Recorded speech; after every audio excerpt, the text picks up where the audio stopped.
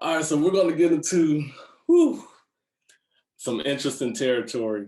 I know that there are some strong opinions about this. We have some people on the call. I would love to hear your input, but test-driven development and this process of writing your test before you write your code. Now, like I was saying earlier, I'm the type that in life in general, I'm ready to jump in, and sometimes I do that with code.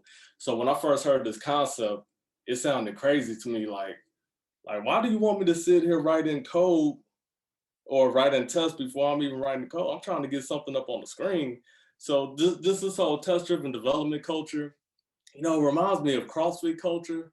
Like if you know somebody that does CrossFit, because they tell you over and over and over. And I don't get the whole thing with CrossFit anyway, because you go to this hot gym and they barely have any equipment and they want you to pay like $120 a month. And then you go in there and they try to kill you for like 15 to 20 minutes trying to see who could exercise the best. It's a competition of exercising the best. I digress. And I'm just joking because I did CrossFit. I really enjoyed it. But anyway, test-driven development kind of reminds me of that. People are very passionate about it. So you want to write code to make your test pass, and you're going to refactor your code and test as you as you go along. Y'all crazy. Yeah, physical therapist loves CrossFit. For real, it's fun, but you got to be careful. It's dangerous.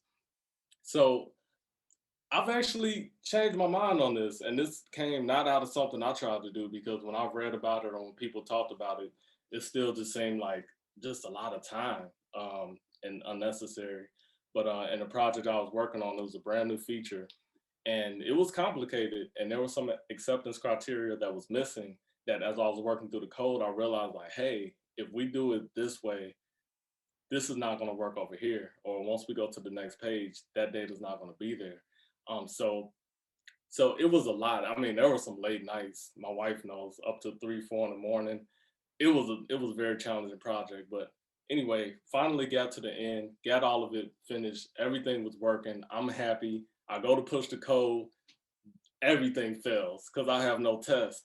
I'm like, are you serious? And then the problem was, this was the first project I worked on at my company that used React testing library. So now I'm having to write a bunch of tests and learn a new testing library on the spot.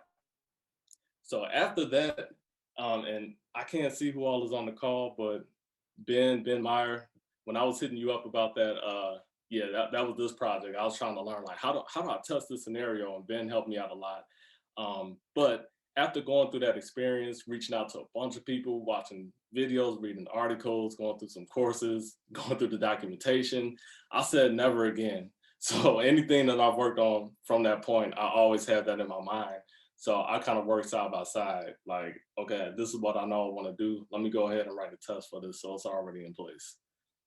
Adrian, okay, I didn't know if you were still here, but she's write a failing test, write code to make it pass, repeat steps 1 and 2. Along the way, refactor aggressively when you can't think of any more tests. You must be done. Yeah, I wanted to get your feedback on that. Cause yeah, that's what I was thinking with the red green. Before, it just felt like, because at boot camp we did this near the end, and it just felt like an exercise of turn this red screen green. I'm like, this is boring. But anyway, makes sense now. That's some of the pain when I say laugh at my pain. That was painful.